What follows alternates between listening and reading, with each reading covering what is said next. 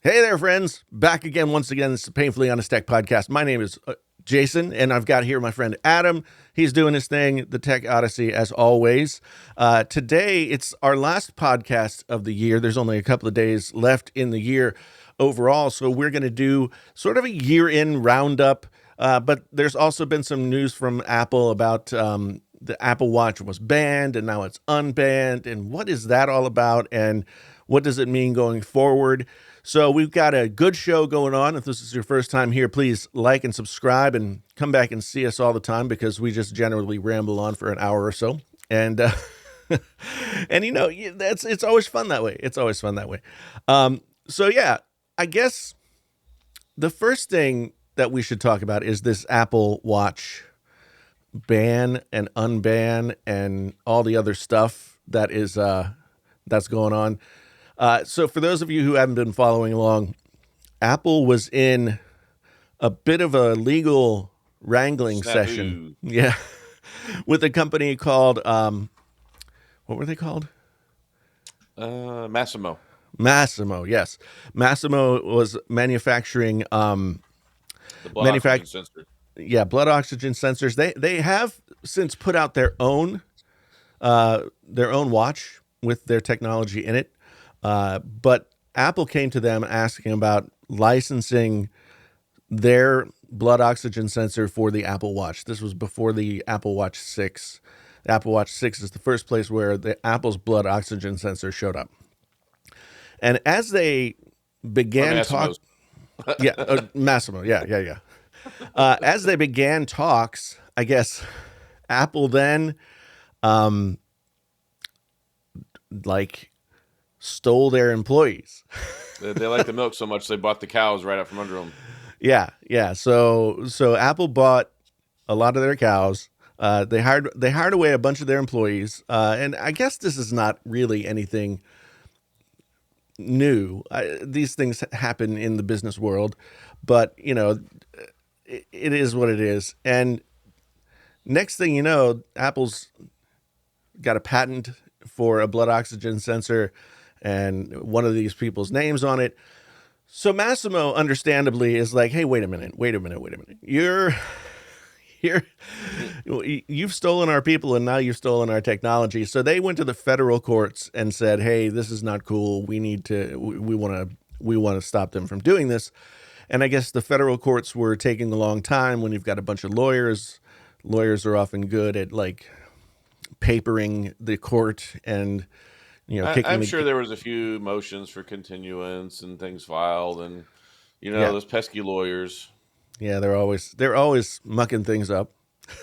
So It's funny though, because really this has become a big topic of conversation because of this ban that went into place. But nobody's really talked about it for like the 3 years preceding this, because all this stuff started several years ago, and right. apparently it's just nobody really cared to talk about it. I mean, you would think that we would have heard about it from somewhere, Apple Insider, John Processor, whoever. Yeah. It's just, I was like, wow, surprisingly just hearing about this. Yeah, I mean, I think I remember hearing something about it years ago when the blood oxygen sensor was first brought out. Um, but I honestly haven't heard anything about it since then. So then last week, all of a sudden, the Massimo had gone to the International Trade Commission and sort of brought their case before them. And last week, the ITC,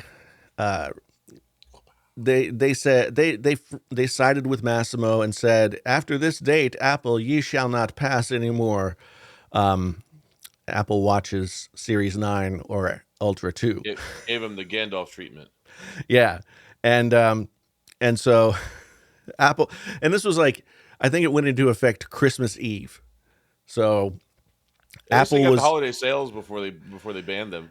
Yeah, but one thing, I was watching a waveform clip, and David Immel pointed out that a lot of people get like Apple gift cards for the holidays or something like that, and maybe the Apple Watch Ultra is pretty expensive, but it seems like an Apple Watch would be something that if you got a few gift cards and you kick in a few more bucks, then Apple Watch is within your reach if you got $100 worth of gift cards or something.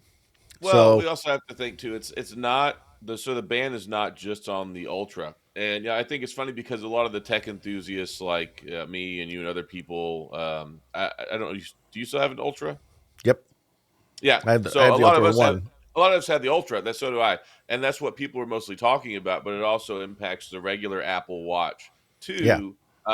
Just not the SE. Like the SE is the only one in the modern lineup that it doesn't affect because it doesn't have a blood oxygen sensor. But yeah, it's both of them, the Yeah. regular Apple Watch and the Ultra too. Yeah, and I guess that is important to recognize because so the Ultra only became a model last year with the Ultra One, but the blood oxygen sensor has been in the Apple Watch since Series 6. Mm. So 7, 8, and now 9 are all affected by this. The only reason that the Series 9 and the Ultra Watch 2 are sort of named in this ban is that those are the only two models that Apple are currently selling, that are currently like commercially available. Yes, So that have that sensor anyway. Yeah, yeah, because as they do when the new one comes out, basically the other one gets stripped off of their website. right, And right. very common thing. Google does it with the Pixels. I mean, it's Yeah, just and Apple's how always they done it work. with the iPhone. You know, they'll leave one model maybe for from the previous version, but the Apple Watch SE is kind of the constant model that's out there for the Apple Watch. Which I have to say, the Apple Watch SE is a pretty good darn deal if you're looking for a cheap Apple Watch. You know, it's like it doesn't have all the bells and whistles, but It this has is the one thing. important bells and whistles. Yeah, the one thing I've been thinking about with this blood oxygen sensor is on on a day-to-day basis, like who really uses it? You know, it's like how often is it used by somebody, and how reliable is it? I mean, it's one of those things like with a lot It's of the pretty. sensors, I think that they're kind of good for tracking your overall data, but when it comes to doing stuff that's like it's not a super like it's not it's not a medical It's pretty. style blood It's pretty oxygen. reliable, but you have to think about it in a different context, though, because it's not so much that maybe it's not exactly as precise as a pulse oximeter that you would put on your finger, but Right. it's always on you. Like how many people actually have a pulse oximeter at home? Yeah. So, Yeah. so it's a good litmus test because if you're like, okay, you get a warning that says your your oxygen saturation is what 92%. Right. That's typically not a great thing. So, but it is fairly reliable. My mom checks hers all the time. She Right. uses Right. supplemental oxygen, and with her health issues, uh, it's something we actually used it a while back. She needed some emergency care, and they were looking at it. It's like, yeah, your blood oxygen is in like in the 80s, and they're looking at the watch. So, Right. I mean, Yeah. it is a good indicator. It's the same thing, kind of like the ECG. It's a one lead essential ECG. It tells you if you have atrial fibrillation, or it can detect it under certain circumstances.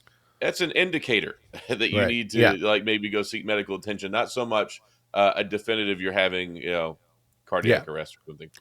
Yeah, and it's interesting. I mean, I imagine it would also be really beneficial if you're hiking at altitude, Oh yeah, for sure. Or or if diving. you're diving, you know, or something like that. And those are all features that they've really kind of highlighted with the Apple Watches of recently, especially with the Ultra models. So I mean, I think it's something that's useful, but This it's is not slightly morbid. Like I want to talk about this real quick. So when you set up your Apple Watch Ultra, and it's like, do you want it to automatically tell you like what depth you're at, like when you're scuba diving? And I've been scuba diving one time in my life, which was shallow, like close right. shoreline. But I just only think of it like if my car plunges into the like off of a bridge, and I'm like, all right, how many feet am I down right now as my car goes to the bottom of the ocean? Yeah, yeah. Because I'm not going scuba diving, but I keep it on anyway. I think I just recently turned that off because I saw it and I was like, why? What? So yeah, because I don't necessarily do much deep sea diving either. So but yeah, it's I could make even more morbid jokes about like the submersible that happened, but I won't. Were they wearing Apple Watches at the time? Like, I don't, I don't want to go there. Anyway, that was the craziness.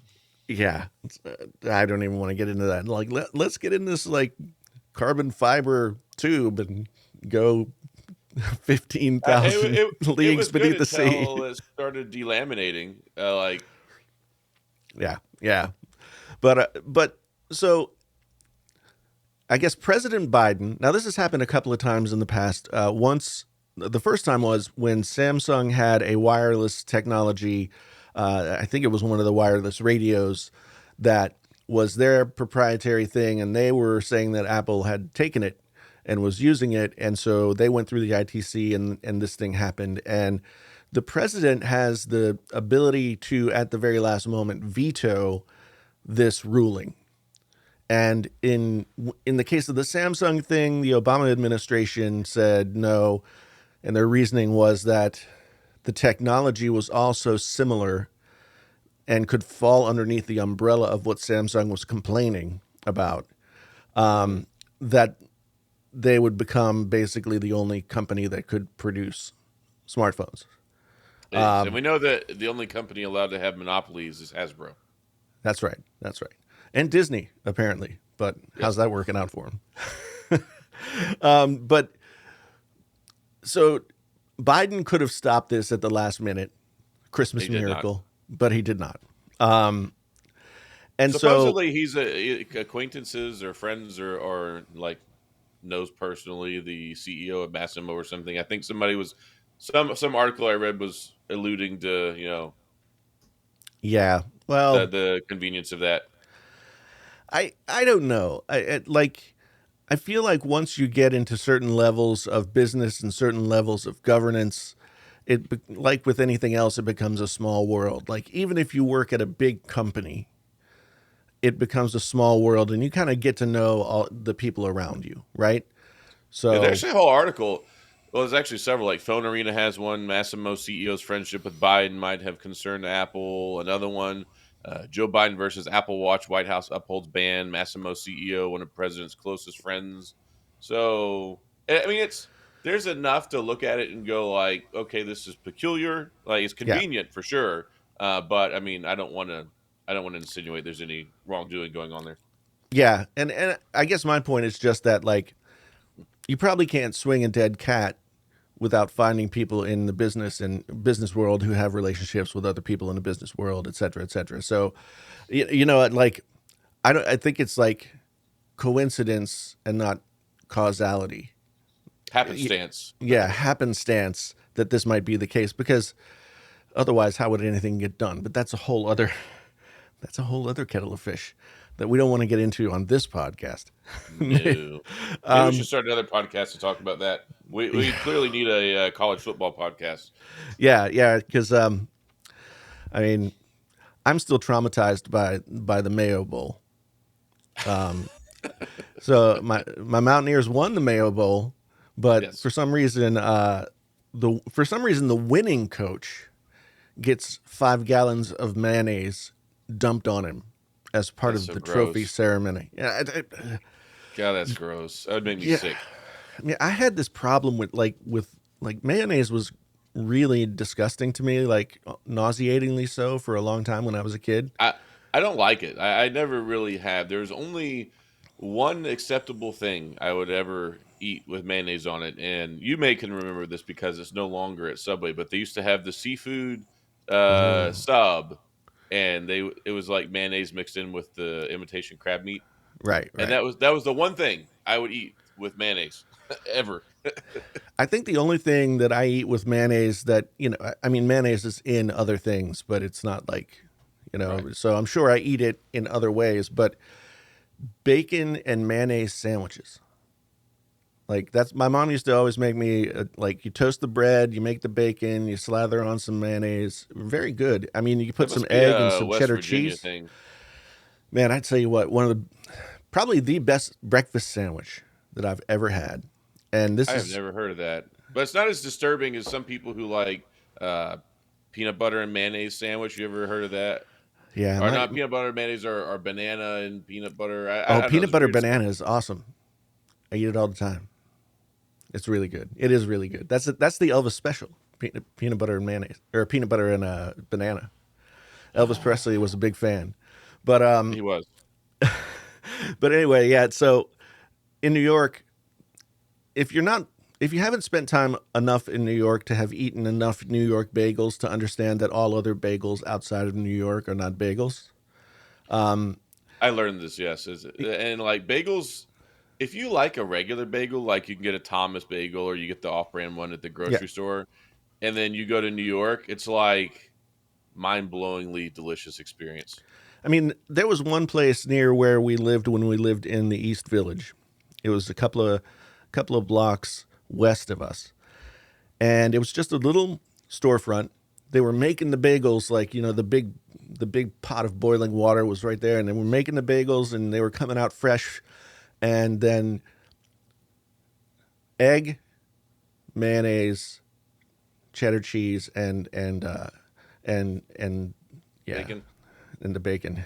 And it was like the bagel was fresh, and they had just cooked all the other stuff and put it in there, and it was like manna from heaven. And you just can't get a sandwich that like that anywhere else. And I've been lots of places, but anyway, we're off track. We digress. We digress. I recommend New York bagels to anybody who goes to New York and doesn't. It sounds very snotty, like, oh well, New York bagels are better than any New other. York. It's true. But yeah, yeah, it That's really one of is. those indisputable facts. Like you can't say a bagel anywhere else in relation to a fresh New York bagel is good. Yeah, and until you experience that, you just don't know. And trying to explain it is it's not possible. It's It's like Apple trying to explain away how they didn't take the blood oxygen sensor and infringe on the patent with Massimo. That's right. It doesn't make any sense. So anyway, they passed the deadline. Apple Watch Ultra and Ultra 2 and Series 9 can't be sold. But then yesterday, poof, the Go Court ban of is Appeals. lifted. Yeah, on the Well, old Court it's of Appeals. temporary lifted. Yeah, it's like a temporary. It's like a pause. Yeah, uh, so we're waiting, and the Court of Appeals is going to look at this now, and I think they said somewhere around the 12th or the 13th is the deadline. So if they it's don't usually like agree 2 weeks. them, Yeah, and it's interesting because I was reading originally, it seems like Apple tried to propose or try to come up with some sort of a software solution to address the initial concern, but then they're like, nah, this is a hardware thing, and the claims are specifically that they're like infringing on or violating two of Massimo's patents. right, right. So I don't know if this is fixable. I mean, all when you have the legal system, there will be a remedy, but I don't know if the hardware issue is fixable in a way that they can still use it without having to. They'll probably end up having to pay some sort of fine or settlement or Yeah, whatever. Like I don't see these things coming off the shelf. Like Apple's not just gonna be like, you know what, scrap the Apple Watch Series 9 and the Ultra 2. Like just throw them all in the trash. Like yeah. that's not gonna happen. No, no. I think that so the only reason that I could think that Massimo would take this far is that they want a piece of the pie that would either be comparable to the licensing deal that was originally like discussed, or Well, I mean, they would want damages too, and like we talked about this before. Yeah, it may just end up with some sort of situation, kind of like with royalties, or I don't know. There might be damages and royalties. Who knows? It yeah, reminds me a lot of like when we were talking yesterday with the Sting and the sampling. I think it was P Diddy or somebody did yeah, where yeah. they They basically every took. breath you take. Yeah, yeah. So I forget what "I'll Be Missing You" is the name of the song. So I think it was P Diddy doing a song after Biggie Smalls had died, and yeah. So just went ahead and they did it. yeah, yeah, Didn't and they get had permission, lifted. didn't license it, and now every time it gets played, like Sting gets a paycheck. Yeah, and like George Harrison had the same thing happen to him with "He's So Fine." "My Sweet Lord," like the hit off of his first solo record, was pretty much in melody and chord structure like the same song, but it wasn't like he was trying to like trying to lift that song. It's just, sometimes these things get in your head and you write the song and you don't realize like, oh yeah, I did that. But I think it's the melody and structure recognizability.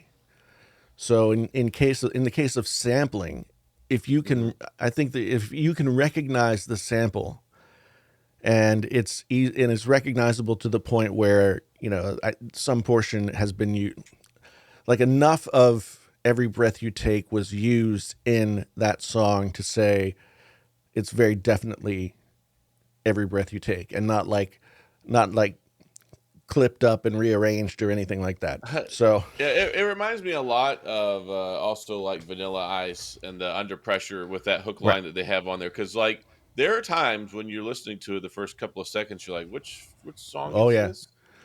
yeah, I've had that happen to me before. Well, almost every time now that the Vanilla Ice song is not like in the charts anymore. Like it'll start out and I'll be like, oh, David Bowie and Queen, and then oh no, No, oh no. change the radio. So Yeah, I so it's interesting. I don't know what sort of a legal remedy they'll manufacture here, but I don't think that the Court of Appeals is going to have a very dissimilar response to the International Trade Commission. probably not. I mean, it seems like it's gotten this far, so it seems like there is at least a pretty sturdy leg to stand on. Um, and I just ultimately, yeah, are they going to take them out? I doubt it, because this is a functionality that obviously we just illuminated a few of the reasons why the functionality is valuable. So they don't want to like take it away, right? For sure. So they'll have to figure out something. And I at the end of the day, We also have to Massimo look will, at too how many have been sold already. So yeah, this thing looks like they probably initially filed around 2018. So you're looking at three generations of Apple Watches already, or on the fourth that have been sold with this hardware in it. I mean, that's like billions of dollars. yeah, And how much of that would Massimo have originally got, or them losing out on that? Because if Apple wouldn't design their own based off their technology, then that deprives them of the ability to market to other companies. right, So, right. I mean, it's hard to figure up some of those things, but I would think it would be a pretty substantial sum if the Apple has to open up their pocketbook. Yeah, and I wonder too. It seems like there would have to be at this point some level of adjudication, like how close is it really, how much of that technology is one or the other or anything like that. And so it seems like they'd have to sort of pull everything apart, go to court, look at it just like you would with a copyright case for music, and say, Oh oh, yeah, this it's is. They'll have experts. They'll have IP lawyers and stuff. And that's crazy because I have a buddy that I went to law school with, and he's a patent attorney. And so normally, whenever it comes to being an attorney, you can. It's kind of like being a general doctor. right, You go to law school and like you just come out. It was like you pass the bar, yeah, and then you can practice in kind of whatever you want. Well, when it comes to patent law, there's a separate bar, at least here in Texas, for patent law. oh, yeah, Like so, and you basically have to have an engineering background to even be eligible to do this. I know something crazy about it, but my buddy's like, yeah, you basically have to be an engineer and you have to study, and it's a separate bar on top of it. And I don't want to yeah, throw him under the bus. I'm not going to say his name, but he had to take it more than once. yeah. It's supposed to be really, it's supposedly insanely hard. Well, and the intellectual property thing is a big deal as well. One of my friends from college is specializes in intellectual property and has actually taught. She taught at West Virginia where I went, and she's taught I think at Baylor, and now she's at University of New Hampshire. She's the dean of their law school. But yeah, it's like intellectual property becomes like a whole thing as well. So all these It's a people big are going to deal. have, yeah, they're going to have to get involved. They're going to have to discuss it, and we're looking at potentially like years of court wranglings about this. So in the meantime, I guess what does Apple do with the blood ox sensor? I mean, is I think the do important thing here is that this is not like a Sonos thing. 'Cause remember, Sonos got in yeah, trouble.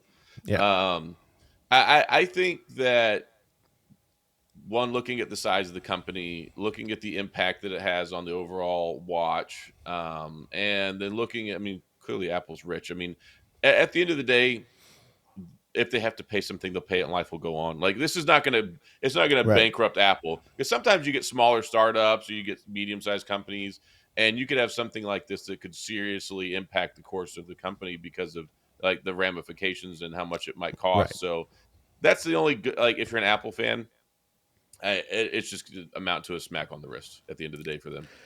Yeah, and a company the size of Apple can often go into these litigations with a strategy of sorts of like, well, okay, let's just see how long they can keep paying to sue us, because we can Yeah. clearly do this forever, you Yeah. know, and maybe that was part of it was just but it definitely has come to it now. They're going to have to say like what to do going forward, and then obviously work this whole thing out.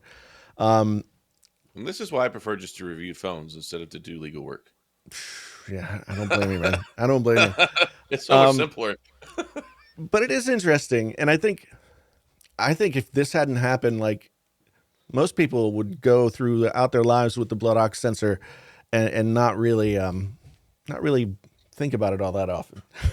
Well, it So, reminds me of, remember all the stuff that happened with Jerry Rig Everything and Casetify, and oh yeah, Casetify was basically just ripping off their images, and they had all those little Easter eggs in there. Like, it would just be so funny if they're like, "Oh, by the way, here's our Easter egg on our blood oxygen sensor you stole." yeah. Well, that jerry rig everything dbrand thing was crazy because I remember seeing jerry rig everything and like the thing that they did together with the Mhm. teardowns, and I thought, oh, Yeah, the that's really cool. collaboration is really cool. Yeah, and then I remember when the iPhone 15 came out, Casetify had a standing display in Best Buy, Mhm. and I went over and I looked and I saw they had a teardown of their own, but I didn't really look super closely at it. I was just kind of like, you know, Well, I kind of assumed that Apple or somebody just generically licensed this out, because I've seen several companies that do these quote unquote teardown skins. right? So I was like, you can't really patent that, or you can't really copyright that, because anybody can open up a phone and scan images. Yeah, So I didn't think somebody was just ripping them off of somebody else, but very clearly, Casetify copied the homework of Jerry Rig Everything and Dbrand, and made a lot of money off of it.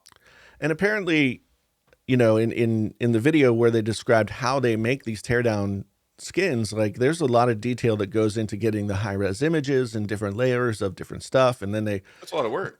yeah. So if you're listening and you're not familiar with this, like a teardown skin is basically like the back is off of the phone and you can see all the internal parts. And in the case of Jerry Rig Everything and Dbrand, they did this, but they also put like little Easter eggs of like I think it was a number that Jerry Rig Everything is uses a lot, and Yeah, there's like three or four different Easter eggs in there, and yeah. like you could see them like copy for copy on the Casetify one. I'm like, whoops. And the thing that was most surprising to me was the Casetify. All the Casetify did was go to the Dbrand website and right click and save image, because the I quality wonder. was terrible compared to I the original. I wonder how much Casetify management really had to know about that, though, because it could have been something so simple as one guy was like, "Hey, I've got a great idea. Let's make this case," and then shows them the images, and they're like, "Oh yeah, that's great. Let's run with it." Right. Uh, but I mean, they work for you, so I mean, in the end of the day, it still screws you. But it's like, I Yeah. wonder where the decision was made in this process, because it may not have actually been like nefarious on the part of Casetify to do that. Um, just depending on how they acquired those teardown images. It's quite possible that they farm out their graphic design, Mm. and maybe they farmed this out to an independent contractor, graphic designer, who they said we want this, Well, and I think that I saw the video, and as soon as I saw the video from Jerry Rig Everything, I was like, "This is settlement bait." Like, they yeah, let them know that they got them caught. I'm like, they don't want to. I don't think they want to litigate this. I think they just want to check and move on with their lives. And they're like, "Look, you've been caught, so Yeah. Uh, and Yeah, plus, it's good for clicks. I don't see any point in for Casetify to take this to court. I mean, it's so No, they'll obvious. lose out the rear. Yeah, I mean, they'd just be like throwing good money after bad at that point. But yeah, it's whenever I think things like this happen more often than you expect, and so some of them are like nefarious, some of them are not. But we're all tech and everything else. Like there are no new ideas. It's just people are just There's new ways of doing building. things with the same stuff. Yeah, people are just building off of off of what's come before them and they've been influenced by. It's like what's the famous Picasso saying? They're good artists copy, great artists steal. So Yeah. I yeah, mean, this is a rich history of this in industry. I mean, there's so many different cases, so many different instances. And it's funny because when I was going through law school, and I was just like going through all these cases. Like there's this happens. Like it's yeah, like there some of the most accomplished companies ever have histories of this stuff. Like you look at Bill Gates and what was it, DOS that he yeah, supposedly stole, or you yeah, look at Steve Jobs. I mean, there's a lot of this stuff, and it's just like, do you get caught? How does it happen? Is it? I don't know. Like I don't support that kind of behavior, but it's just interesting because there have been some major companies who've got their kickstarts, and then you get people left in the weeds fighting over, oh, you stole my idea. yeah. Well, I think in the case of Apple, like the big deal was Apple was the first company to have like a graphical user interface, like a WYSIWYG. What you see is what you get. Graphical user interface. Yeah, And famously, the story is Steve Jobs and some other folks went to Xerox PARC and saw something very similar that they were working on. And Steve Jobs came back to Apple and was just like, "Yeah, we got to do make it. this. Man, you do it now." And Well, we had a similar story. I think it was in 2021 when it came to the software keyboard interface on the Apple Watch was right, supposedly stolen from somebody else that they were, you know, copied yeah. or took it or something. I don't know. Well, and Apple's a big enough company that they've done a bunch of different things. Like I remember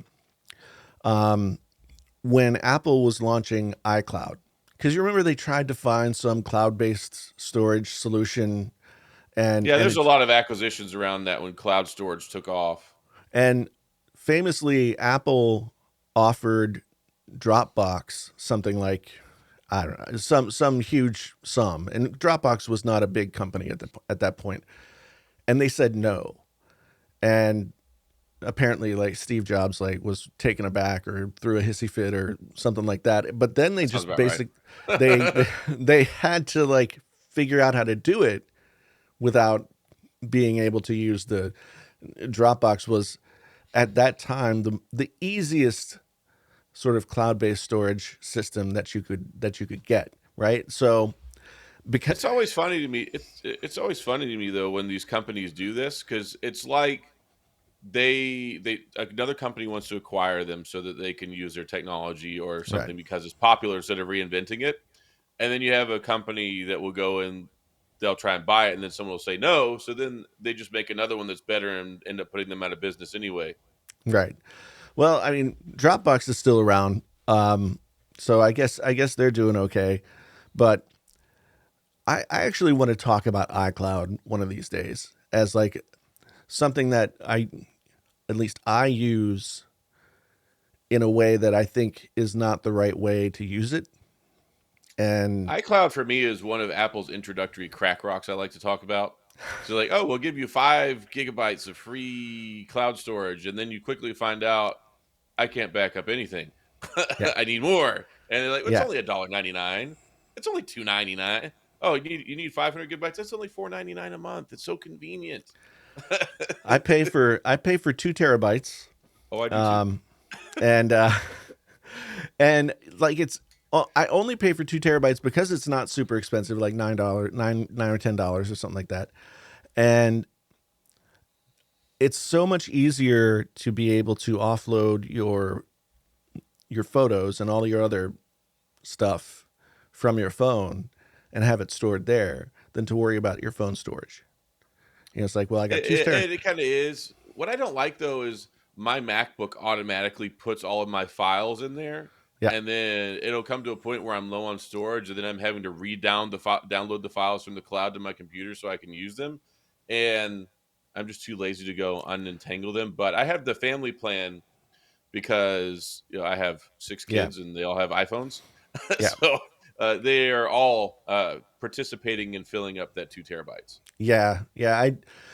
I did the same thing. I mean, photos was the big problem for a long time, and so my wife would like only have her photos on her phone, and I'm just like, no, no, you can't do that. I mean, I do now what most people do is I back up to iCloud, I back up to Google Photos, Mm. and at least I've got redundancy there. But I think there's a way that Apple intends you to use iCloud, and Well, there's a way Apple intends you to use everything. yeah, They intend you to use everything the way they want you to. So the fact that there's some wiggle room here is interesting to me. well, it may also explain part of the reason why their base model Macs only have 256, 512, 1 terabyte of storage, right? Because you can have more. You pay for 2 terabytes of iCloud storage, and you can keep what you need on the machine and back up the other stuff, and never have to worry about running out of space. That might be the way they intend it. Anyway, I want to do more thought and research into that as a potentially a topic for a video and or a podcast episode, because how Apple wants you to use what they offer you and how people use it are Maybe like, we can make a whole video about that because it there's a lot of stuff with Apple and the way their products are designed and how you're supposed to use them that irk me. Like yeah, I hate that you can't adjust the equalizer and you have to use their equalizer that's built into the phone, and yeah, then you're fighting it if you go use an app. Or like I hate the way that you have to delete stuff in their email app, which is the most ridiculous thing ever. Or yeah, or like how you can't move icons around without moving your entire page. yeah. There's certain things, especially about like iOS and iPad OS with the icons and all that stuff, that I think is antiquated, and I don't know why they make you do it anymore. Um, but then when you're talking about stuff like their apps, so like what would basically fall under the iWork category, which they don't have anymore, but it's Mm. pages and numbers and all of those, and mail and all those things. Like, I think that they intend for you to get the most sort of ease of use and value out of that. If you used all of Apple's productivity software and saved all those things in the places they intend for you to save them, like, then everything would be in iCloud, and everything would be available everywhere, and you would be backed Mhm. up and all this other stuff. But there are so many other third party apps, and Google kind of has a stranglehold on all of the Google things, especially Gmail. Oh So yeah. every once in a while, I come across somebody who's using like a at me.com, Hmm. like when Apple used to have the me web address, that you could get a me address from Uh-huh. Apple.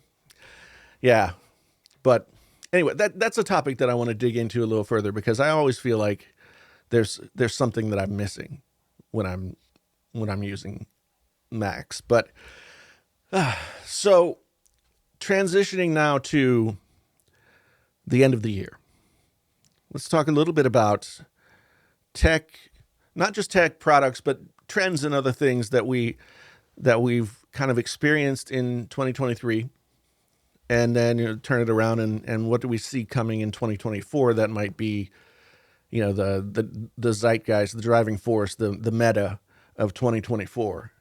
For me, 2023 has the big story has been AI, Oh yeah, for generative sure. AI. Yeah, And it kind of came out of nowhere.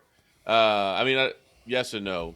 But in the way that we imagine it now, and then the advent of Chat GPT, you know, January and February, like whenever the S23 Ultra launched the first week of February, like nobody cared about AI in phones. Like nobody was really talking about it. Right.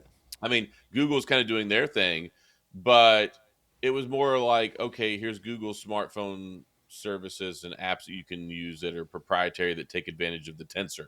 But it Right. wasn't so much like, oh, AI, like all over the place. And then it's Right. just like kaboosh, like giant explosion. And it's like AI, only like you get a milk carton's got AI on it. I mean, it's like Yeah. AI everywhere. Well, I just remember, yeah, I remember hearing about Chat GPT early in the year, like maybe even as early as January, and it was kind of like all the conversation, but I had not seen it or used it myself. And then suddenly, like I use Notion for a lot of different a lot of different stuff, but to track my workload and that kind of thing. And suddenly, Notion is offering AI for $10 a month, which I don't know, I guess. But everything is a subscription now. That's another thing I want to talk about one of these days. Oh my gosh, I hate this. Like, And the thing is it was pitched as a low cost way to like I remember whenever Microsoft Office subscription came out, I'm like, actually this is kind of cool because nobody wants to spend $120 for Microsoft Office, you know?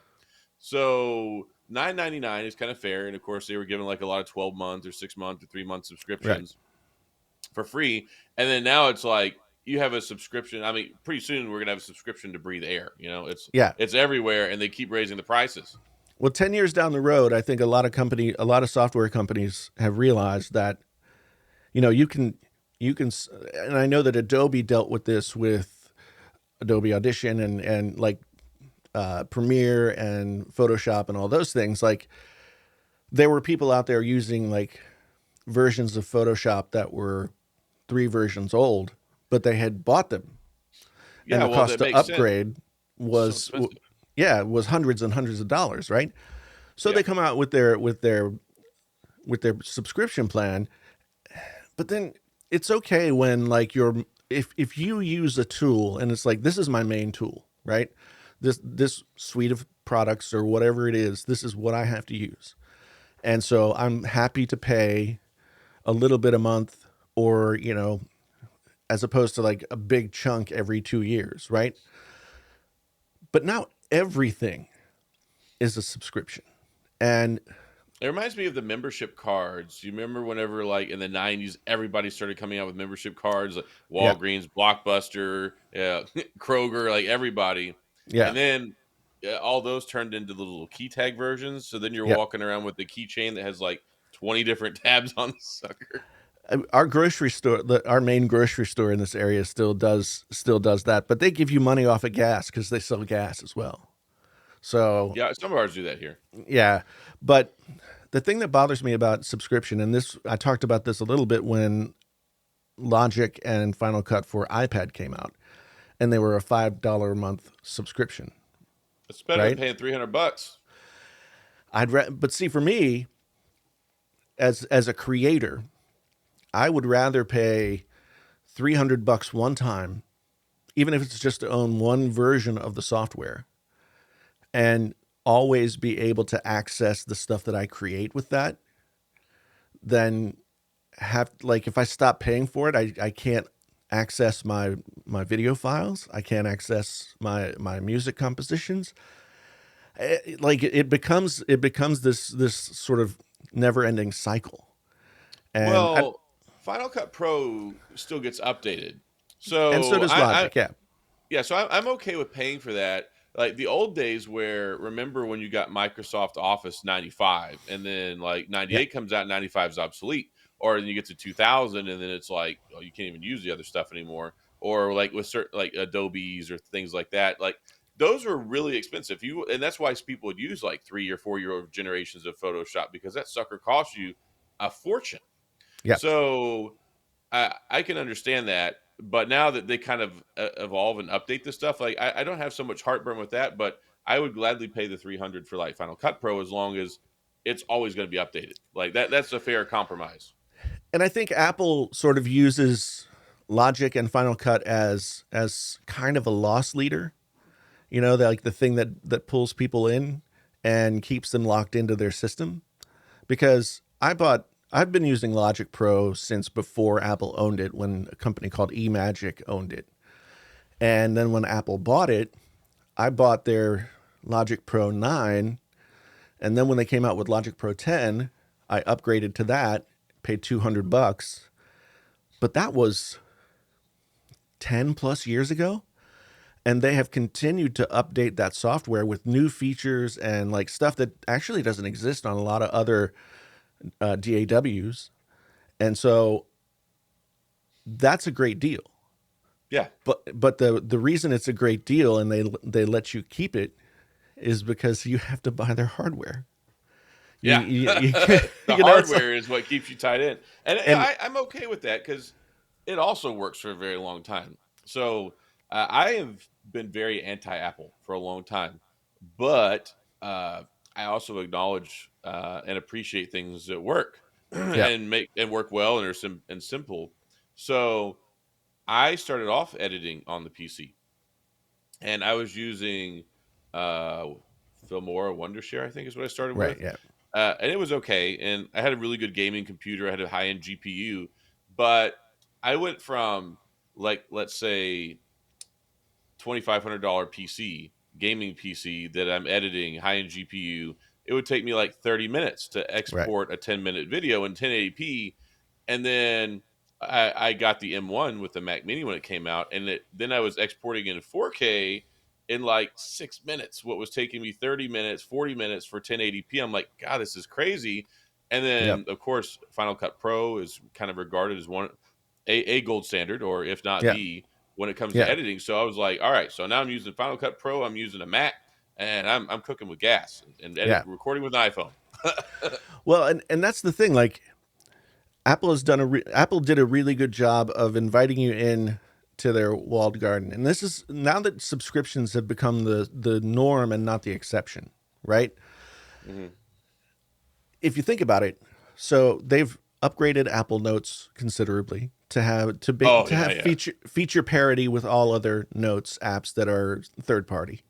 They've upgraded. I mean, Pages is actually a really good word processing and like document program, and their numbers is pretty decent when compared to PowerPoint, and I forget what they call their. I try and pretend that spreadsheets don't exist because they hate me so much. I don't use those anymore. Yeah. It's funny. It's so funny because all the years I spent actually having to use spreadsheets, or all the years I spent using like Office Suite or data processing stuff, and I just never got good with Excel. And then you have people who are like wizards. They're like doing all these crazy things with it. I'm like, I'm just trying to add two cells together, bro. I can't even do that. Like I track my sponsorships on a spreadsheet that I share with my business manager guy. And so all my jobs are on one sheet. And I was really surprised and pleased when I saw that if I highlighted all the rows, like of just the numbers, then it gave me the sundown. I was like, oh, I was so afraid I was going to have to figure out how to do that. So, funny story. So when I graduated law school, and then I went and started working. I was an assistant county attorney, and I was doing civil law stuff. I was doing contracts for the county. And then I ended up leaving there because like my heart was more in like the public service arena. But I was doing, I went and work for a nonprofit to do tax law, like tax representation for like people who audited by the IRS and can't afford an attorney. Like it's called low income tax representation. So I was doing that, but there's a lot of numbers. Sometimes you get involved in some people's finances and you're like adding all these things up, years of different letters and stuff, and then trying to come up with, solutions and remedies. And so I finally started having to learn some of it. And my boss was like, here, just do this. I was like, are you kidding me? I can just put all those things in a column and then hit sum and it will give me the answer. Yeah. It was just so eye-opening. And so I learned a few of those tricks, and it made my life considerably easier. But prior to that, I was like, I mean, I still hate it, but I hated it so much and I was so bad at it. Yeah, I've never been good with that at all. And I actually, a friend of mine posted on Facebook that there's actually a Microsoft Excel championship where this doesn't surprise me. And I'm just like, Like, why would it? Why would anyone That's want gonna to be like a subject? whole nother level of nerd. Like I remember when my son came home one day and told me that he had joined the Rubik's Cube team.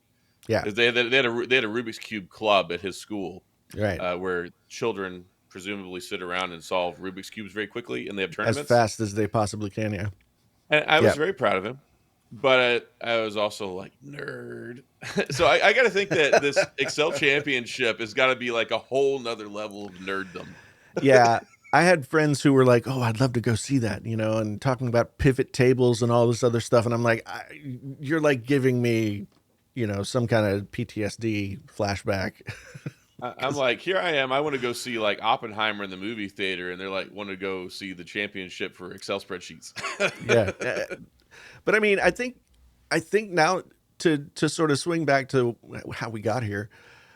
Now there is, to me, a potential great value in, instead of going to all these third party programs, staying inside of the ecosystem of, say, like an Apple or a Microsoft.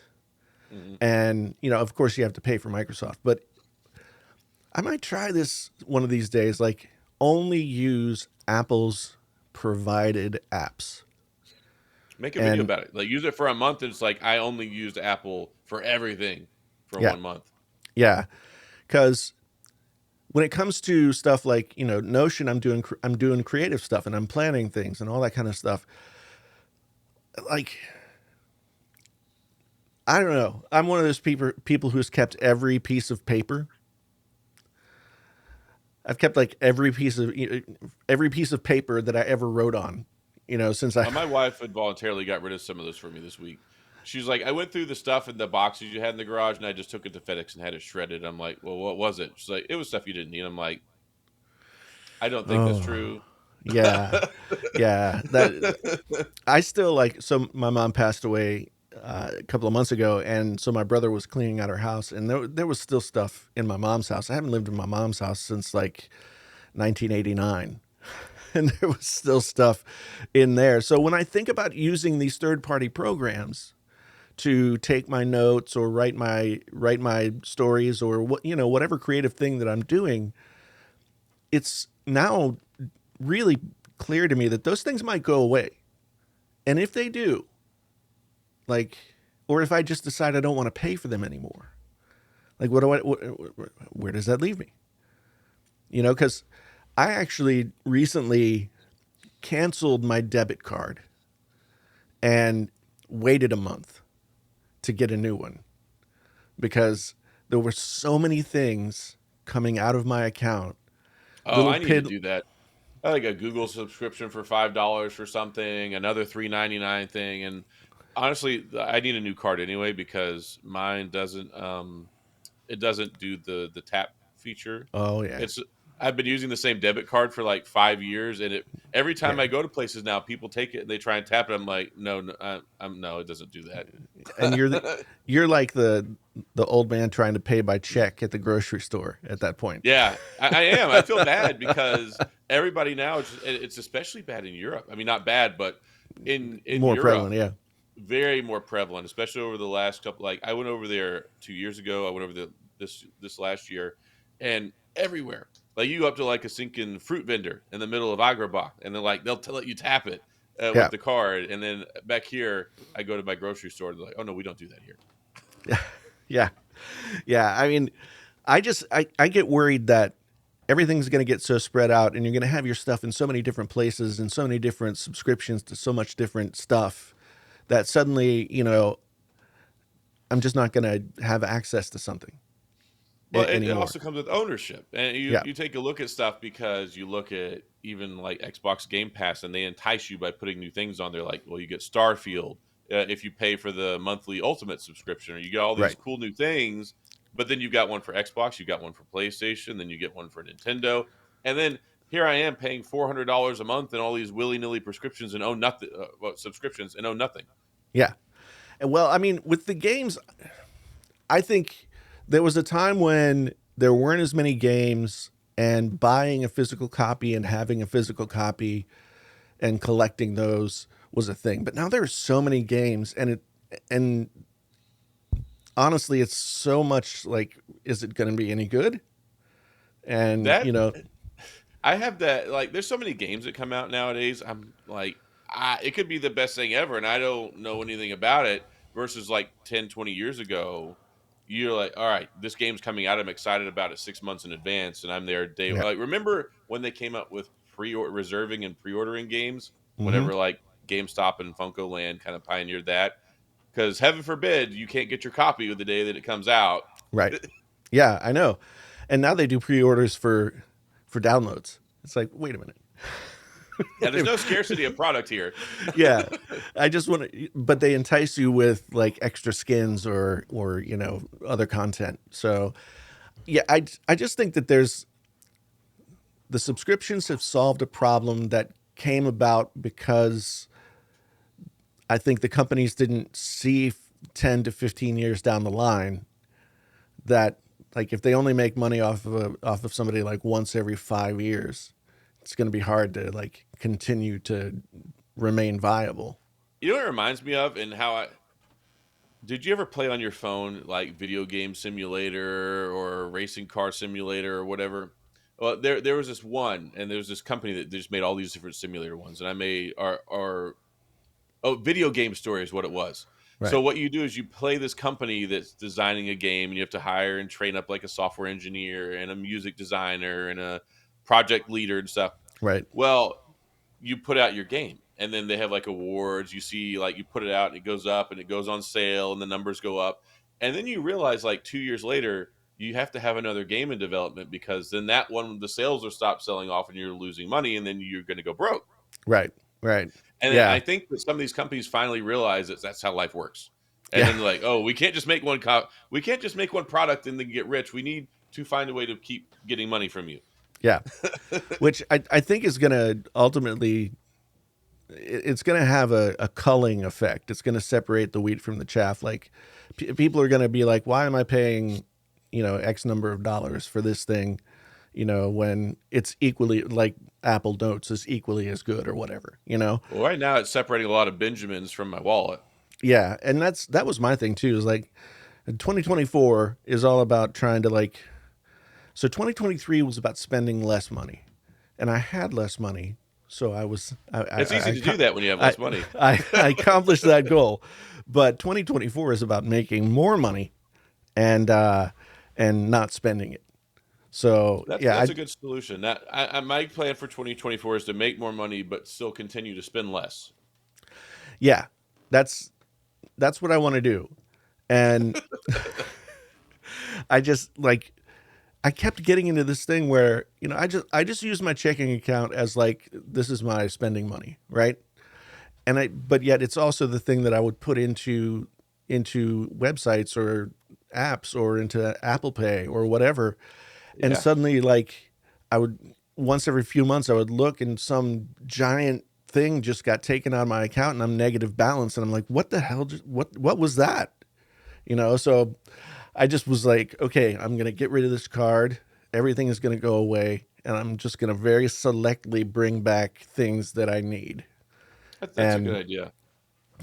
I think the best way to do it would be to have like a credit card or a separate debit card that you always put like X amount of money into or something like that. A lot of people recommend doing that anyway, because you can get points and you Yeah. can get rewards and things like that. And then also there's less liability, because you get a lot of fraud and consumer protection stuff with your credit card you don't necessarily get when it comes to your checking account. Right. So like, you can limit some of your liability, and you can get them to like, oh no, we'll give you that back. So like, there are a lot of pros to actually like paying your bills and with like a credit card, Yeah. and then you're Yeah. paying it off every month with your checking account, as long as you're disciplined to do that. But so I know we wanted to talk about one other thing.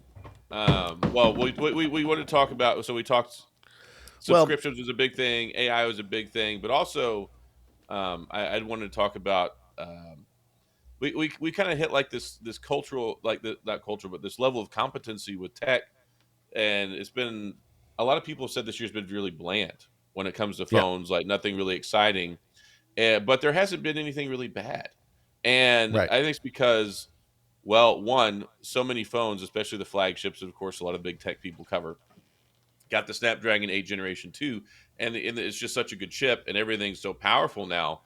If you looked at a mid-range phone 5, 6 years ago, you might get one software update maybe, and it was Right. clunky and it was not a good experience.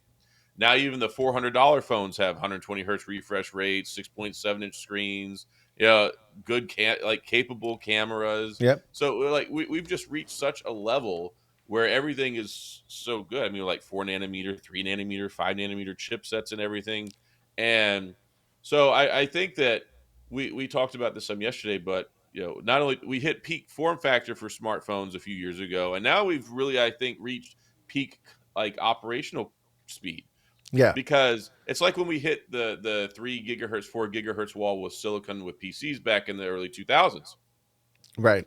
And then they're like, well, we can only do so much with one core. Now we'll go to 2 cores. Now we'll go to 8 cores. And that's, Yeah. we really, everything's just gotten so good, and everybody's still just using Twitter and playing the same Fortnite game from 5 years ago. Like, we're not even using the power that's there in so many of these phones nowadays. And I think the like AI again may be a frontier that changes the way that we use our phones. Because we've had virtual assistants, digital assistants in our phones for many years now, and I find that I don't really use them very often. Mm. And one thing that I think keeps me from using them is that I have to think for the virtual assistant, right? Yeah, you basically have to tell it step by step, like, I want you to do this right now. It's not just like, oh, hey, take care of this for me. Yeah. And I think what maybe we were visualizing in the future is we get our own Tony Stark, Iron Man Jarvis assistant. Yeah. And I think that that's probably where that technology is headed. It's just still not quite there, but it's making big steps. Well, with Google has come out with their what is it Genesis Nemesis what Gemini. Gemini. Yeah, the Gemini, so yeah. so I think that onboard AI, generative contextual AI, is gonna become more and more a thing, and I think we're gonna start to see it really potentially change things in 2024. Because I know that, like you said, AI, like when the Samsung's S23 Ultra came out, the S23 series, like nobody was really talking about AI. But by the time we get to the end of the year and the Pixel 8 Pro comes out, it's like, It's AI, oh AI, AI. yeah. And Like, you I mean, take a look at the. Sorry, Google's go ahead. always talked about AI, but this is a different kind of AI. Like It's always instead of been assistive contextual. AI, yeah, yeah. It's This will always been be contextual.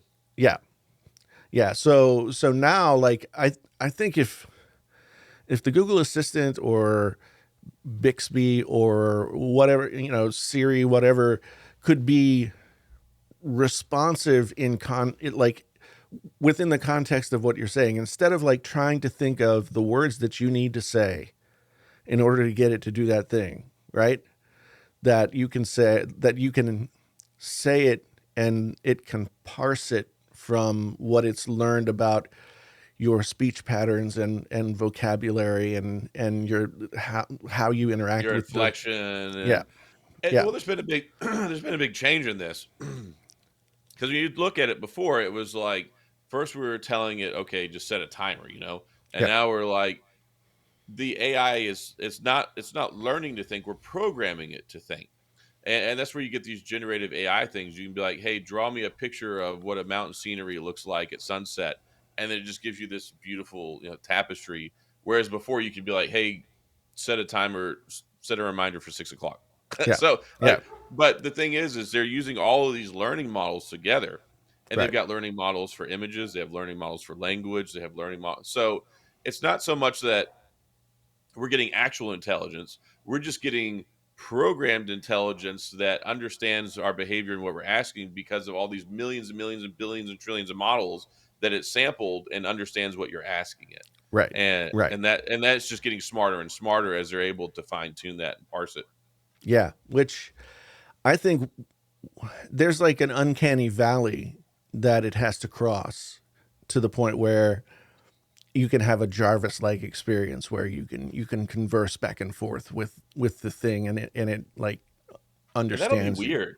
It will be, yeah, because I think that we've always thought of our electronic devices as appliances, right? So when they Not a become, companion yeah, assistant. yeah, I mean, and then it starts to become like Black Mirror, you know, and I don't know. and I've seen a lot of advertisements on Twitter. It's crazy now because they have like you can have like an AI girlfriend you can get on like an app store now. Is like I'm sure that's great for maybe a sample of loneliness people. Maybe I don't know. I'm not even going to get into the practicality of that, but like it's going there. well, you know, I think it was 10 or maybe more years ago. Spike Jones came out with that movie Her with Joaquin Phoenix, and Scarlett It's a good Johansson was movie. the voice of the phone. Hmm. And I remember at the time it seemed like a near future science fiction thing, Hmm. right? But now obviously we're right on the precipice of that, right? And that was crazy. I remember laughing, but not being surprised at the same time because sometimes you think about something unilaterally in your brain. So like you think me and you, like linear relationship, one and one, like Yeah. there's just me and you were talking. And then you have that movie Her, and he finds out that they're not necessarily so exclusive. He's like, "So how many people you talk to?" He's like, "Oh, I'm in relationships with like 4,000 other people." It's like, "What? What?" Yeah. Yeah. I It's love I love 30 other people. yeah, very, I mean, and I think that's 2024 is going to be that time when the AI that we started to see this year, and we started to see the potential of it, will actually like work its way into our daily lives. I mean, I use AI tools for video editing already, in terms of like, I take my A roll and I upload it to this AI, and it chops out all the ums and ahs and pauses and restarts, and then I download the file with that stuff out of it, and it saves me an hour, right? Mhm. And so like I do that, and I also use for the podcast, I use an AI that chops everything up into a vertical video that has the captions What's that one and called again? Opus AI. Oops, Yeah, yeah. and the other one But is we're is still the other one's go ahead. called Gling AI. G L But I we're N in the G. infantile stages of this stuff. So I mean, just think about 10 years from now where this is going to be. You're going to have some guy trying to marry his AI like in Las Vegas. Yeah. Oh, Walking I in with mean, his desktop computer. man, what will the AI's pronouns be at that point? Like, One and zero. yeah. I mean, yeah, it's like if we don't have enough gender confusion and everything else, like suddenly AIs become Well, it'll be sentient. really important whenever civilization collapses. Like I saw this thing because I think it was South Korea that there it shows a chart on their population, and it was saying that there's so few children being born over there that essentially they're like two generations away from like near collapse. And you would think about this because I didn't think about it. I got six kids. Like I'm helping populate for other people, but it's just crazy. Picking up the slack for South Korea. Yeah, yeah. I didn't think about this though until Elon Musk, whether good, bad, or indifferent, started talking about it. I'm like, I guess that's a reality Yeah. because families are getting smaller and smaller. I come from a family of nine. And it's funny because I tell everybody I have six kids. They're like, wow, you have a huge family. Well, I downsized by 30%, but it's just a lot of people do have one kid or two kid, or a lot of sentiment nowadays is people don't even want them. So, Yeah. not that they don't want kids, but like everything's so expensive, inflation, you can't afford a house, And the world's kind of sucks. and I think that like when you look at, so my daughter's a millennial, I guess, and then Gen Z beyond that, you start to think about like what their imperatives are in their existence, right? Like like my daughter's wants and needs are like way different than what mine were when I was her age. Oh Like, yeah, like my kids don't even want to drive. yeah, My son just turned 15 the other day. I was like, we get your permit. He's like, I don't want to drive. And like Yeah, I was chomping at the bit, like I was like 9 years old, counting down until I got to 15, so I could get a learner's permit. yeah, yeah. No, I was driving my grandfather's uh, lawn tractor, and I was like, we had three wheelers, like, and all that kind of stuff when we were kids that we would ride in the woods, and I couldn't wait to be able to drive, like, just because it would get me away from my house. But but Well, 10 like, years from now, you'll be able to tell Siri to, hey, drive me to the movies, and then you just go get in your car, put on your Apple Vision Pro, and keep playing Fortnite until you get to the movies. yeah, yeah, and then the AI plays the game for you. They're like, hey, take over using my similar patterns. It's like Yeah, using my yeah. play style and my kill to death ratio and my accuracy. Continue playing. This, yeah. And an AI would be really disappointed to have to play at my KD. It's like, why do you want me to play and get 0.76 KDA? This is not going to help your team. I'm like, just play it. Yeah, I mean, and I guess that brings us to like the one thing that I think is going to be the big product of 2024, but it's not going to be the product. It might not be the product that has the most wide ranging impact, but the Apple Vision Pro, I do think, is the next paradigm shift technology. Would you be surprised that I purposely segued this in that direction? No, I picked up what you were laying down. So yeah, but Change my I name do, from Tech Odyssey to Segway. yeah, but no, I think that the Vision Pro is going to be like, just like AI has already started to become a paradigm shift in all of these different things. Vision Pro is the next logical step from, we're tethered to our smartphones now like this, right? Hmm. I mean, there's like only so much distance. Like, now we just got it on our face, you know? Well, sometimes figuratively, sometimes physically, like at one Yeah. o'clock in the morning. Yeah, exactly. Yeah. But it, I know that there's a lot of postulation about, will Vision Pro be everything that Apple says it can be? And I think it won't be, obviously, right out of the gate.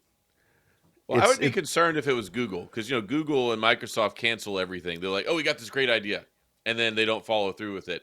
Apple usually follows through with things pretty well, and yeah, I think there's a couple different reasons people are skeptical about it, and of course, one being the introductory price, which is $3,500 purported is what the yeah, MSRP is going to be, and that's not including tax. So basically, it's 4 grand. tax plus if you need to get prescription lenses made, and et cetera, et cetera. So yeah, there's a lot of cost that's going to take it above that $3,500 price point. Oh, for sure.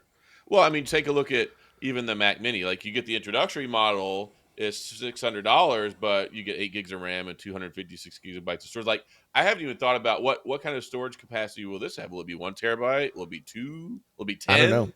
I mean, how much storage is the sucker going to need? I don't know. A lot of people are complaining about the battery too, because it's just a little small battery pack. And to me, I'm like, well, that makes a lot more sense, like, than putting a gigantic battery in the thing. You Oh, make for sure. Because batteries that you can, like, swap out, right? I wonder. So two things. Going off what you're saying, if you take a look, a lot of these headsets traditionally they are very heavy. Yeah, Like, remember when we got the Oculus headset? It was like the bonus that came with the Galaxy S7, and everyone was playing that space yeah. simulator thing for 3 minutes, and that sucker was heavy. Oh yeah, And now, so you have to make it light. It has to be something that allows you to stay immersed in the environment. You can't be putting those big battery cells in this thing. It's going to weigh it down on your face. But what I'm curious about, because I think if I remember correctly, they said that battery would last like 2 or 3 hours. right. I wonder if they put just enough battery in it so that way you could swap it for like over the course of a minute or whatever without disconnecting your service, like shutting it off. I was just thinking about that as we were talking about it. I mean, it would be a drag to have to, like, shut everything down and then bring it back up online. I mean, so maybe there is like maybe it makes sense to put like a There's little got to be a watch battery handoff somehow. cell and in there or something. But I think it's a practical solution for a problem that we have right now in terms of battery technology. Like, I wouldn't want 20,000 milliamps battery in there so I could use it for 8 hours. You know what I Well, mean? that's how a lot of these AR and XR headsets finally got it right. Is they don't have the batteries built in; they're using it from the power source, which Yeah, is they're typically your they're phone. slave devices. Yeah, yeah, and that makes sense for something like that. But with the Vision Pro, you're basically wearing a computer and a screen on your face. Well, it's And crazy because when you look at, like, let's say, like a Roku headset or a TCL yeah, headset, it's entirely dependent on whatever the source you're connecting to it. right. Whereas this, like you said, I mean, it has, isn't it, two M2 chips and one R1 chip or something? It's two or three chips in there. Yeah, Like, it's really powerful. I know it. I know it's running on the M2. I don't know if it's dual wielding the M2 or if it's got like secondary chips, like you say. Well, it has Um, that secondary R1 chip for the spatial reality stuff or right. whatever it Yeah. is that they specifically designed. Yeah. But it's going to be really interesting, and I think the one thing that Apple is perfectly positioned to be the company that leads on this kind of device because Apple already has all of their devices are interconnected, right? Mhm. The dreaded ecosystem. But the fact that you can like take your AirPods and switch from your phone to your computer to your iPad to your Apple TV all relatively seamlessly. It doesn't always work the way that you hope it will, but it's a lot better than it was. Now But you anything have else, now you have this device that can attach, like it's attached to your computer. You can see your phone. You can watch your Apple TV. You can like so suddenly you've got everything connected to this one device that's a heads up display basically on your face. And well, it was crazy to me because I remember watching the keynote, and I remember I saw the guy, and they just like, you just have to look down at your laptop, and it's closed, and then you look back up, and then the screen from your laptop is sitting right in front of you yeah, on this headset, and it's crazy. So let me read this off real quick. It has 12 cameras, five sensors, and six microphones, and it has each lens that you're looking at is over 4K for each eye, right. and it has the M2 so it's M2 processor, and then it has the R1. So it has two different chips. So the M2 is for all the processing, and then the R1's to handle all the sensor data and things like that. So this is not like anything that we've ever seen Right. in any sort of like prototype headset. Yeah, I mean for basically everything that we've seen from like the Oculus Rift all the way through, like all of these visual devices have been slave devices to whatever it is that they're connected to, right? Mhm. And now this is going to be The a device. it's going to well it's in some cases it'll be a co-processing device. So if you connect to your computer, I would imagine that you still get all the wherewithal of your computer, but then Or your you phone. also, but then you also have whatever needs to happen on the headset is also happening.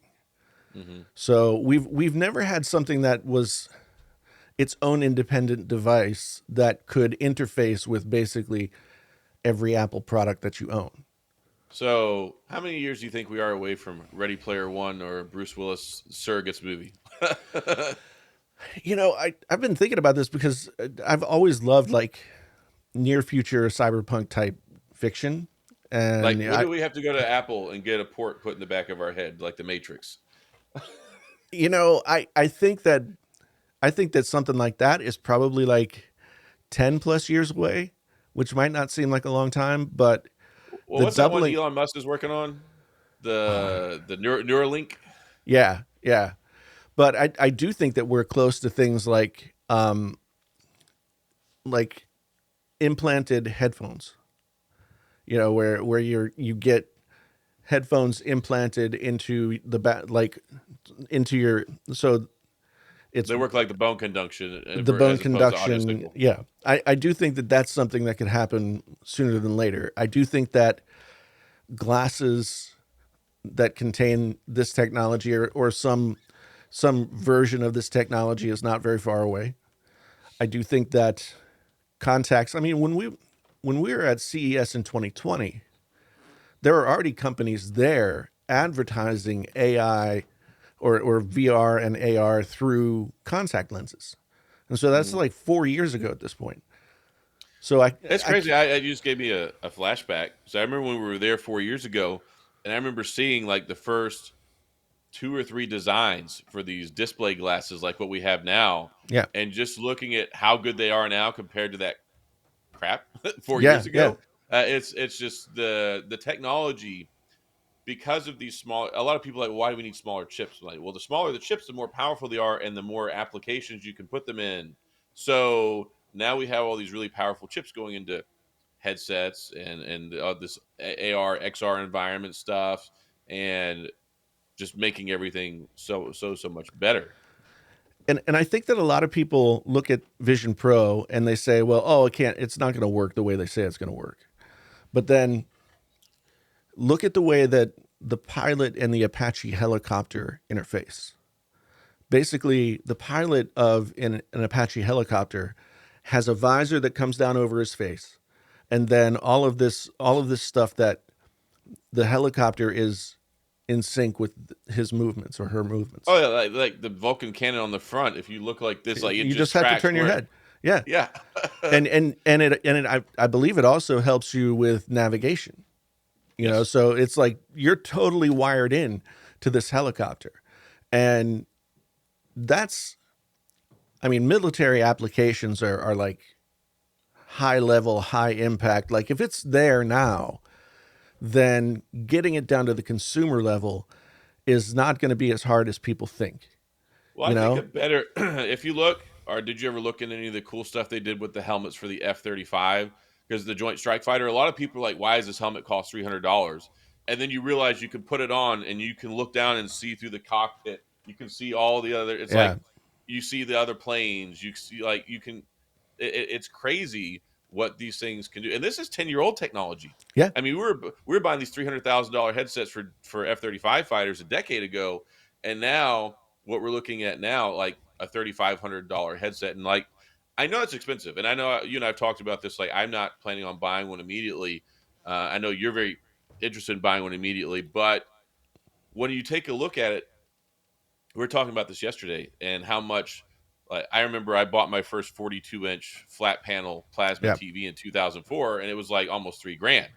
Yeah. And then now you can go get a 55-inch 4K LED TV for like $299. So Right. it is very expensive right now because it's at the forefront. It's like it's a big deal. But if you look forward probably 10 years from now, you can get it for $299, and the sucker is like your glasses. Yeah.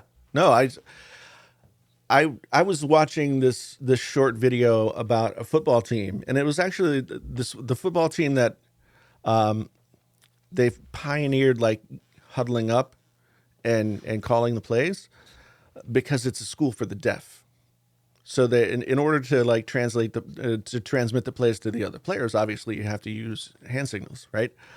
Well, now they have pioneered an AR lens that goes over because they can't use like in ear like in helmet Right, like the normal plays speakers. get Yeah. called in.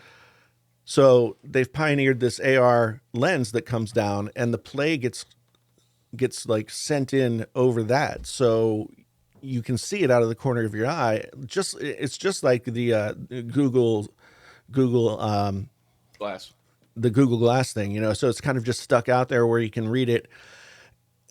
And once you start thinking about those things, and then you think about these military applications that we were just talking about that are already a decade old, then you start thinking about like all the practical applications that AR can have for, whether it's a contact lens or like glasses that you wear, built into your sunglasses like the Meta Oh Ray-Bans. yeah, the new Ray-Ban Metas that everybody's ranting and raving like those things are pretty darn cool, and they're only like $300.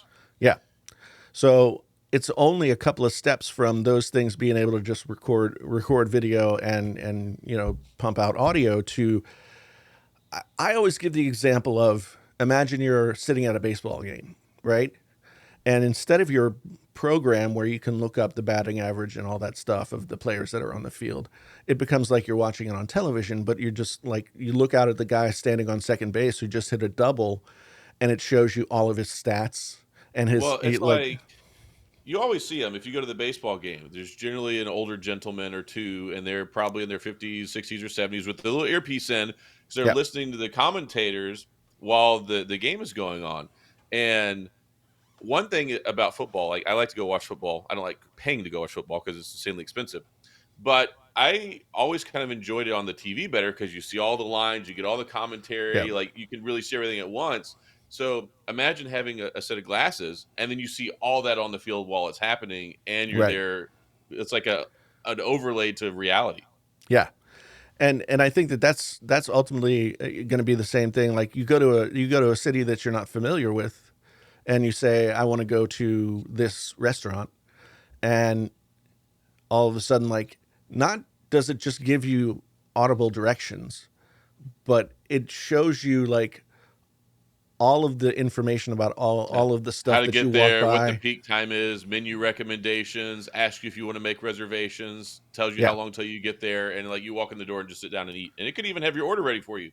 yeah, yeah. No doubt. I mean, it's and we can. I mean, you can kind of already do that. Like you can order ahead at Starbucks and just walk in and get your Starbucks, right? Mhm. So imagine that that all happens sort of in a much less like in my hands. I have to like type this stuff in. The AI gets to where you can contextually speak to it, and it understands what you're saying and responds within the context of everything. I mean, this is, I think that kind of stuff is 5 years away. Well, think about it this way: like just right now, you could go on your app. Like you could go on your app for let's say Whataburger or McDonald's, Yeah, and I'll say Whataburger because that's what I normally use. So you can go on there, pulls up the menu, you're signing your account. So you already got your checking account or your bank card or whatever. So you're like, I want to order a number one. I want this on it. I want these like ketchups and I want this yeah, sauce and I want it at this location and I want it ready by this time to pick it up. yeah, yeah, Whereas maybe 5 years from now, you're like, hey, you just say, uh, hey Google, I want my number one at Whataburger, and I'm gonna hop in the shower, so have it ready by the time I get done. And then like you've got your watch on, so it's like, all right, I know it knows you're in the shower, and it places the order, and then it's like communicating with the AI, and just like you walk in, and it has it timed for by the time you get there. yeah, yeah. It's funny because the McDonald's that's nearest to us recently got remodeled to be one of the McDonald's that doesn't have, it has kiosks for ordering, right? Like Hmm. digital kiosks. And it has one cash register, but there's nobody like stationed there. That's how mine is. And so it becomes like this weird liminal space where you're kind of like in there on your own. And like you describe, instead of having to go into the McDonald's and punch in and everything on the touch screen, like you'll just have done that, and then you walk in and your By order saying I number want a is right number there. one. Yeah, yeah, and so it'll just happen. So I think that Vision Pro, while it's not going to be something that everyone's going to get, it's not going to change everyone's lives. It's not going to like realize its full potential for a long time. It's a For vehicle for change. for me, like this is what I've been waiting for since like 2018, when smartphones had kind of like reached this peak where they weren't going they were the paradigm shifting tech of like 2005 to 2015 or 16, 17, 18, right? So they had their run, but now we've plateaued and they're becoming a commodity. So what's the next paradigm shifting tech? That's what gets me excited. And I see Vision Pro. When I saw that Vision Pro event, I was like, holy crap, like this is the thing. This is the thing. Well, we've been So, working on getting there for a long time, and it's so when I look at this, it's not so much that it's necessarily revolutionizing something that's new. It's like when in the 1940s when we went from turbofan propeller planes to jets. right. And then it's like what happened after that? So we in just a scope of like 10 years, we went from P-51 Mustangs And then very quickly after that, we're getting the F-Series fighters with jets, and then 10 years later, we're on the moon Yeah. with space Yeah. technology. Yeah. So it's like this, I think, is going to help pioneer the next wave of consumer technology and how we interact, because everything is all about interaction. Yeah. It's all when you look at a phone, it's all about connectivity, interaction, and access. Yeah. And then how we've interacted with that, we went from having a phone on the wall, Yeah. then we went to a cell phone, so simply to make phone calls, and then we got texting, and then we're communicating that way now. So now we need a keyboard, and then we went to Right. BlackBerry, and then we went to iPhone, because well now we have this whole world of connectivity and things we can do on our phones. So now it's like this is the next logical step. Yeah. Yeah. And I think that like the introduction of generative AI in 2023, and then the introduction of something like Vision Pro in 2024 is I think we're gonna look back at these couple of years and say this is where the paradigm shift started. A And lot of people. I went to a technology summit like 2 months ago, and it was for MediaTek, mhm, because they had their big summit, talk about their new chips, and a lot of talk about AI.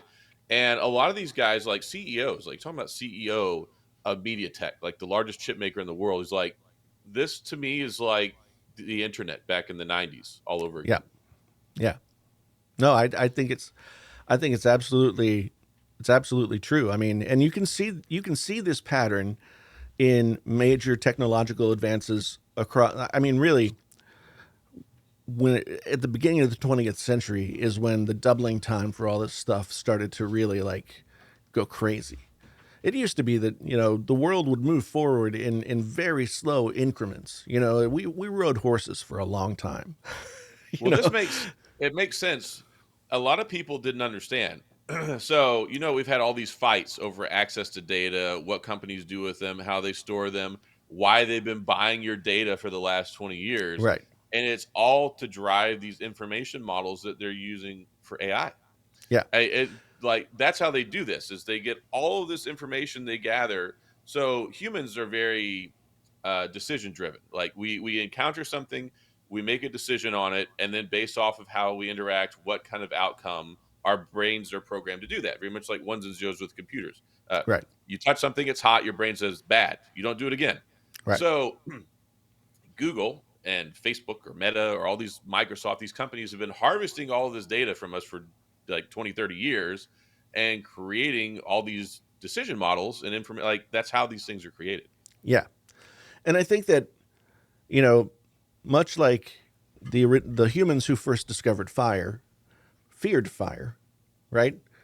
They because they didn't fully understand it. Well, we still don't want Humans, robots to kill us. yeah, but that's the funny thing. I saw this. I saw this. I think it was a video on YouTube, but somebody was like talking about the proliferation of AI over the course of this year, and then went through 20 different newscasts where the story on the newscast would be AI, and one of the people on the news broadcast would be like, "Well, this sounds like Terminator." So that's the only thing that people can think of when they think of this stuff. I mean, credit to James Cameron for like infusing the zeitgeist with this model, but it's Skynet is not going to be a thing. I mean, maybe it will be one day, but it's like that's basically saying, well, it's just like Terminator is the is the same thing as early humans saying fire hot. You know, it's going to be so much more complex than that, and to me, that's what's going to be really fun and interesting in tech moving forward. There's going to come a time when what we do with smartphones right now, and it could be as soon as 4 or 5 years from Look, now, look will seem archaic. like, yeah, it'll seem like we're writing on stone tablets. So I think there's a huge, this is the beginning of a huge leap forward in tech. I mean, I think a Well, it's couple going of to years. drive a lot of things like tech, like even medicine. Yep. That's because the thing is whenever it comes down to designing new medications or coming up with vaccines or whatever, uh, a lot of that is human science, trial and error. And then if you've got a computer that can run these models, you can eliminate 10 years of research running all these calculations to maybe it helps us get a cure for cancer. Maybe, I mean, it's just Yeah. all these things that they can apply to this. I mean, shoot, 20 years ago, we just finally mapped the human genome for the first time. Yeah. And now it's like, it's all the crazy things that are going on. So I think it's exciting. And it's also going to be expensive in the beginning, but it's going to get to where, remember whenever the iPhone first came out, you could only get it with AT&T. The sucker Yeah. was like $600. It had like 4 gigs of memory in it. And And it was very hard to get. You know, oh, very like they hard. didn't make a ton of them, and iPhones up until like the iPhone 8, it was like, you know, you had to get your order in, or you had to line up at the store, or whatever. It took a long time for them to be able to make the numbers that they needed to make in order to like satisfy the desire. Like But kids these days don't remember the hardships of being in the streets trying to get an iPhone on launch day. I mean, you would see it wasn't just the Apple store. Like you go to the Apple store still today, and there will be people there in the morning on launch day. But you could go to any AT&T store, and there's 50 people oh outside. yeah, People skipping work, taking days off, keeping the kids home from school so they can go. Like it, it was crazy. I remember one of the first times that I remember seeing iJustine was one of the early iPhone launches, and she had like camped out and was like vlogging her experience camping out to get the iPhone. And it's just kind of like it's becomes, now you just make an appointment at the Apple store and go pick it up. I remember, maybe you remember this. I remember this. So remember when I think it was the iPhone 5 came out and they had that gold color that everybody Oh wanted? yeah, yeah, the rose And there was gold. It was rose somebody gold, right? somebody had paid somebody else to wait in line for them. They're like, here, I'll give you $1,000 for it. And then they were on camera. I think it was like a news camera, and they went to go open it, and it fell on the ground. Like when they Oh opened the yeah, box, it fell on the ground, and it shattered. yeah. Well, I remember also there were people would pay people to line up and then give them $10,000 to buy, like, you know, however many they could get, and then they would be like, "Oh no, limit 2 per customer," you know, Yeah. because so I just, yeah, it's been, in some ways, as somebody who's like always been into tech and who's been, you know, like making my living talking about tech now for 4 or 5 years. Um, the past couple of years have kind of been a bummer because there's just nothing that's like to get super excited about. Yeah, Um, I mean, there are little things here and there, like, oh, we got the Xbox Series X, or we got the new Microsoft Surface, but it's like it's all just iterative refreshments of the same thing. And yeah, this, and you can kind of tell, like, you look at a set of Roku AR glasses, and you're like, this is not the future. Like, this is just a convenience. Like, this is yeah, uh, something that a byproduct along the way that's cool. But then you look at what we see with the Apple Vision Pro, and you're like, okay, that is going to take us places, yeah, and I can just only imagine like what Samsung has to be working on a solution right now. Google has to be working on a solution, right? So 2 or 3 years from now, we're going to probably see 3 or 4 of these, and they're going to be pushing their own model. Like, oh, this one can do that. This one can do that. This is the smartest smart headset, with yeah. Google. And so I think we're right on the edge of some really, really exciting stuff. This headset has a 120 hertz refresh rate. I had to make a ding at Viper yesterday on Twitter because he had posted something about the things. I don't know what it was. It was something about how people are willing to put up with like the conveniences of something. It was like, oh, you mean like 60 hertz screens? He didn't reply, but I Yeah, had to well, I had to jab at him.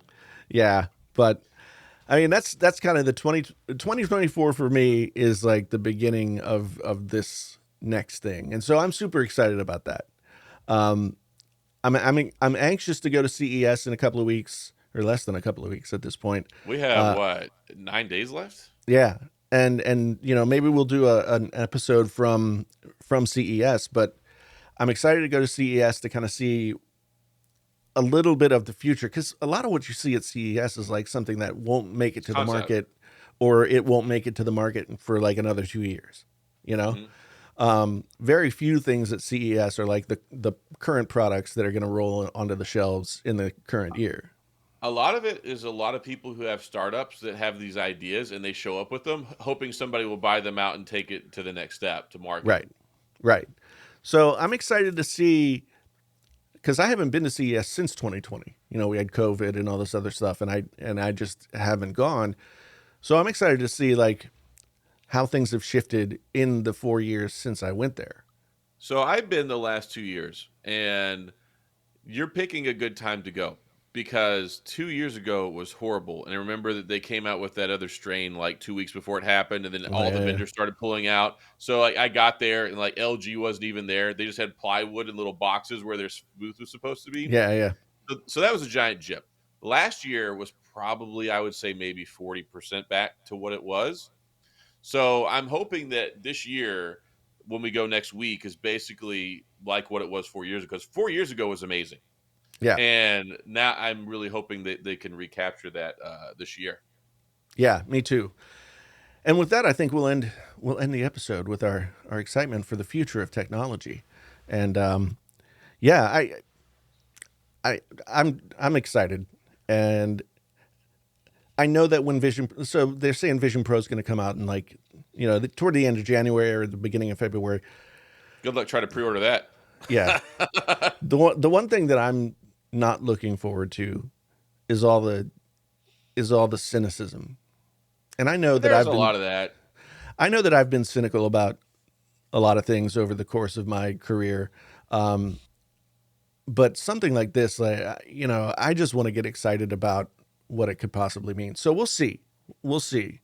But with that, we will end the episode. Say thank you to everybody who might still be sticking around here. And we were going to be shorter this time, and now we're longer. Actually, fun fact: this is second time we've taken a stab at this. Yeah, yeah, yeah. Well, you know, we're using we get better visuals, hopefully better audio with this new software that we're using. But yeah, there was a little audio hiccup where that we needed to iron out and do it again.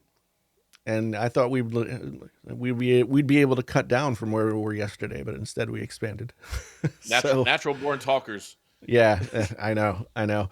But once again, this has been the Painfully Honest Tech Podcast. Thank you all so much for checking it out. You can find all the details about all of what we do down in the description below. Come visit us on our channels, watch our videos, buy our merch, become members of our channels, walk our dogs, whatever it is that you feel like doing. Positive well wishes about us. Yeah. But until the next time, once again, Jason, Adam, Painfully Honest Tech Podcast, the podcast so honest it hurts. Until the next time, we are out.